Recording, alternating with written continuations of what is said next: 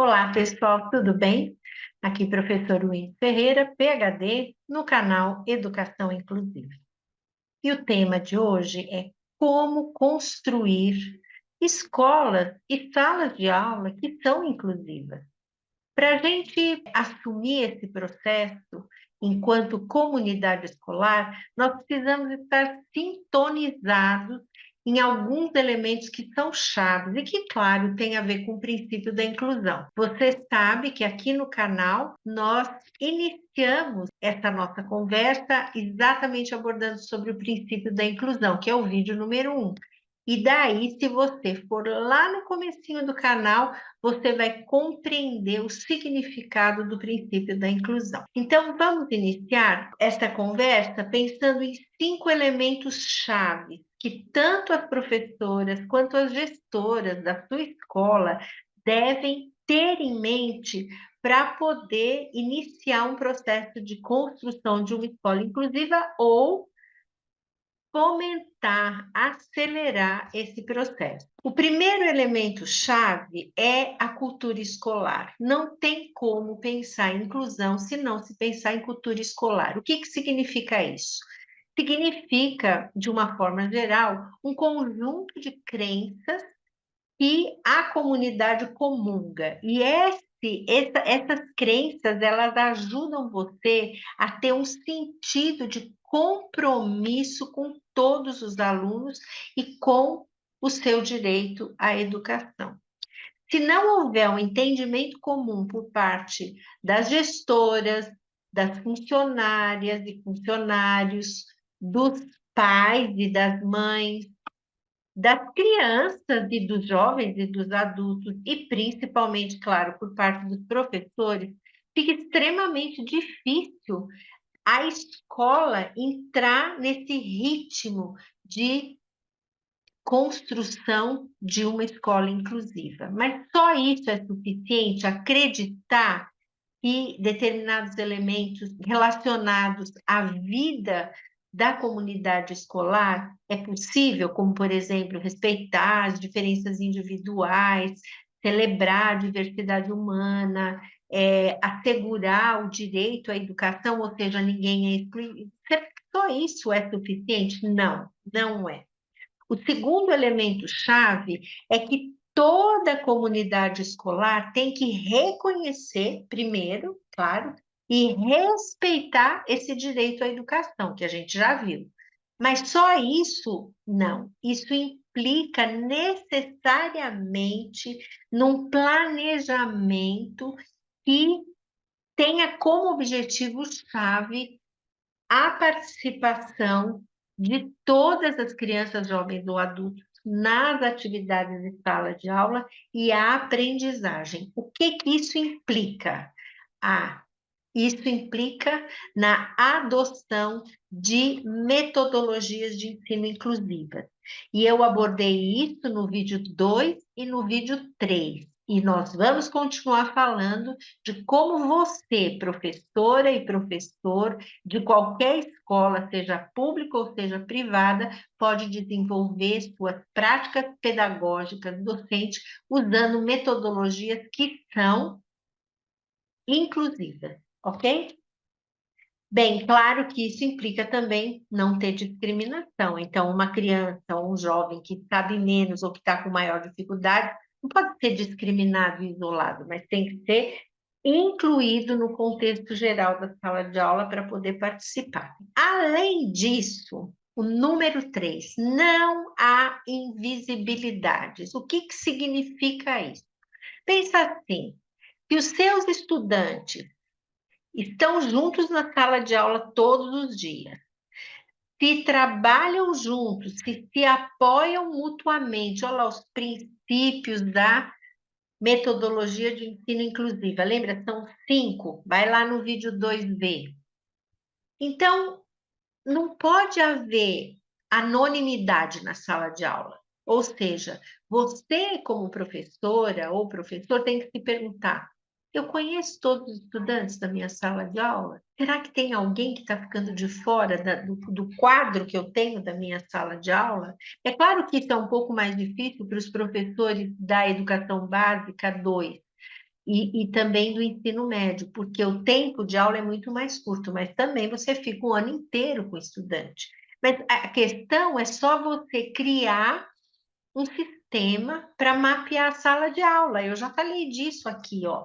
Mapeamento da sala de aula tem a ver com o vídeo de número 9. Como é que você mapeia a sala de aula? Lá eu te ensino, é uma estratégia relativamente simples, mas você precisa conhecer os seus estudantes um a um, individualmente.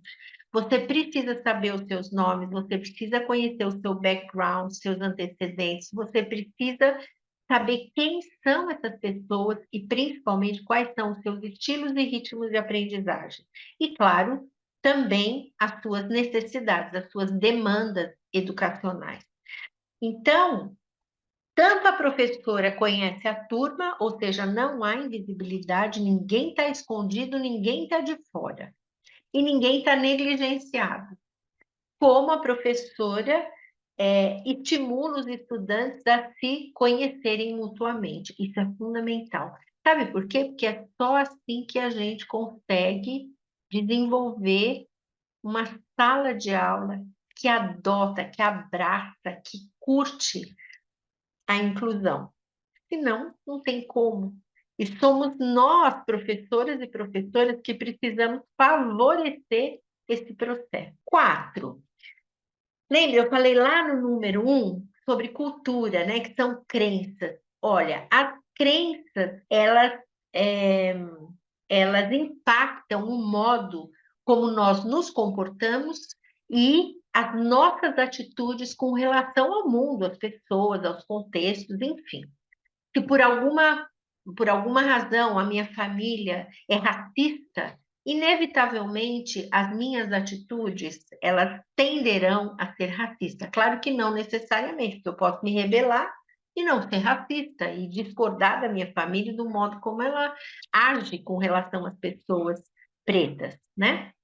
Se a minha família acha que uma mocinha grávida tem que ser colocada para fora de casa, muito provavelmente eu vou acreditar na mesma coisa.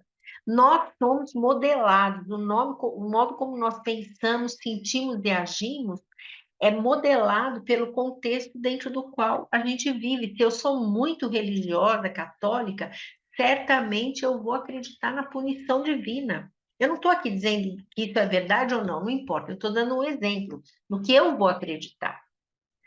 E também vou acreditar na misericórdia divina. Mas eu também posso ter nascido numa família que não acredita em nada. Os meus familiares são ateus, então eu não vou acreditar nada disso. Você percebe? Nós somos modelados, né? Pelo contexto dentro do qual a gente vive. E as nossas atitudes têm uma relação direta com as crenças. Então, se a escola, lá no na primeira orientação inclusiva, ela já inicia o ano trabalhando esse sentido de que as pessoas são diferentes, isso é maravilhoso. Nós precisamos ajudar uns aos outros. Olha que coisa bárbara. Se o meu amigo precisa de um apoio, eu vou estar lá para ele. Você percebe? Gradualmente, você vai construindo essas atitudes que são atitudes de inclusão, de abraçar as diferenças e diversidades.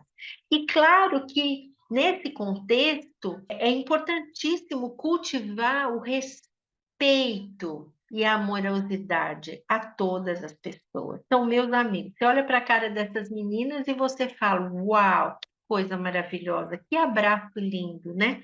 E cada uma é diferente da outra. E por que que elas não podem ser amadas entre si, né? Apoiadas entre si? E claro, elas não podem ficar isoladas da turma, porque senão a gente está criando o quê? Uma situação de separação. E aqui a gente está falando de inclusão. Então, a discriminação, você concorda, não cabe nesse contexto, fora de lugar completamente. O que vai acontecer como consequência é que todos vão desenvolver aquele sentimento de pertencimento. Eu sou parte da escola, eu sou parte dessa comunidade, eu amo as pessoas me amam, e claro, eu vou me sentir feliz e motivada e curtindo para chegar na escola. Eu me lembro que um sobrinho meu, há muitos anos atrás, ele já é um homem de 40 e poucos anos, ele contou para a mãe dele, ele começou a dizer, não quero ir para a escola, não quero ir para a escola, não quero ir para a escola. Ele era pequenininho ainda, provavelmente era pré-escola, mas aí a mãe, mas o que acontece, o que acontece? Aí acabou descobrindo, ele contou que a professora pediu para as crianças desenharem uma rosa e ele desenhou uma margarida. E a professora pegou o desenho dele, rasgou e jogou na lata do lixo. Quer dizer, meu Deus, né? Que hostilidade. A troco de quê? Por que que você faz isso com uma pessoa assim? E muitas pessoas são. Isso é o quê?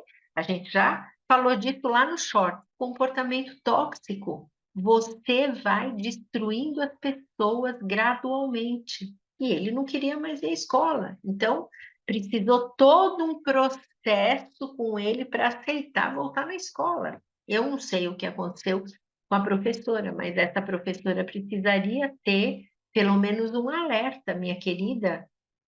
Como seria se você soubesse disso, porque aconteceu com seu filho? Bom, então, viver motivado e feliz no espaço escolar é fundamental. E a gente não pode, de forma nenhuma, esquecer disso e se comprometer com isso.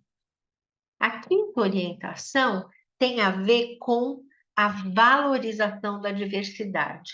Nós somos, sim, diferentes, nós podemos ser parecidos, por exemplo, crianças com síndrome de Down, elas são parecidas, mas elas são totalmente diferentes entre si. Então, nós precisamos aprender que ser diferente é um plus, ser diferente é uma curtição, ser diferente, ser de um país diferente é maravilhoso. Ter uma pessoa que veio de um outro estado e que fala diferente é fantástico. Então, a gente tem que sentir e acreditar que ser diferente é um recurso na sala de aula, porque vai enriquecer a vida de todas as pessoas. Como que a professora pode explorar isso?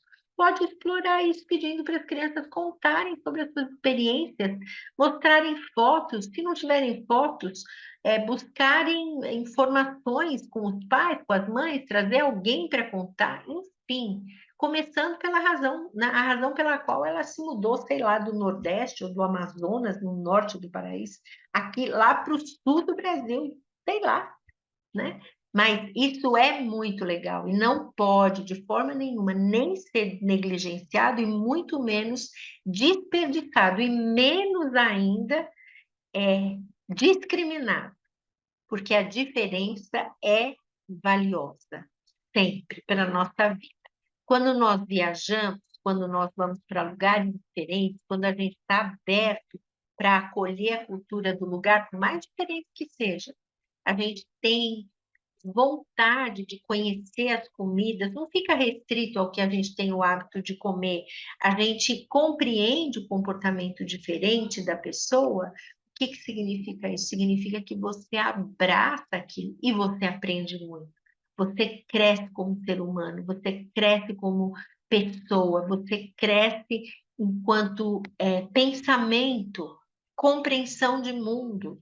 Então, reconhecer e valorizar a diversidade é show. E isso tem que fazer parte do dia a dia da escola. Da mesma forma que nós temos que combater, não significa lutar, brigar, colocar uma criança de castigo, não, nada disso. Combater no sentido amoroso, nós precisamos identificar e combater formas de discriminação. Eu me lembro de uma professora que tinha uma criança que tinha deficiência e chegava na hora do intervalo, ela foi ver as crianças no intervalo e ela descobriu que aquele aluno em particular ficava isolado dos outros. Ele queria jogar bola e os meninos diziam para ele: não, não, você senta lá porque você não sabe jogar bola. Aí, o que que ela fez? Ela não falou do fato, ela viu, observou lá, professora pesquisadora. Lembra? É, eu falei sobre ser uma professora pesquisadora no vídeo 20.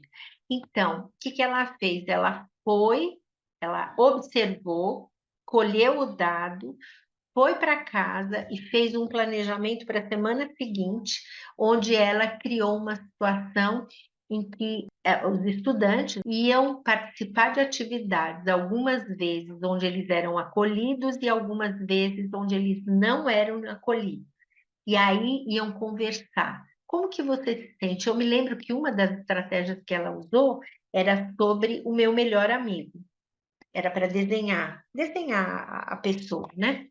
E aí aconteceu uma situação interessante, porque duas crianças consideravam uma outra criança o melhor amigo dela. E aí houve um debate. Ele não, ele é o meu melhor amigo, ou então ele está me traindo, alguma coisa assim. Então ela trabalhou essa ideia de viver em comunidade, que você pode considerar o melhor amigo, mas que outra pessoa também.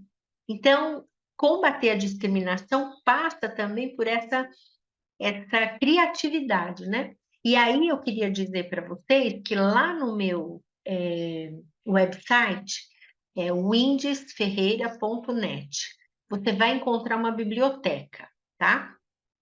Na biblioteca tem várias coisas que eu publiquei que são acessíveis, tem livros onde eu tenho capítulos que são acessíveis, você pode abaixar na hora, tem muita coisa interessante sobre inclusão, e tem um booklet que é Aprendendo sobre os Direitos da Criança e do Adolescente com Deficiência, que é resultado de uma pesquisa que eu fiz, enfim, você vai conhecer lá.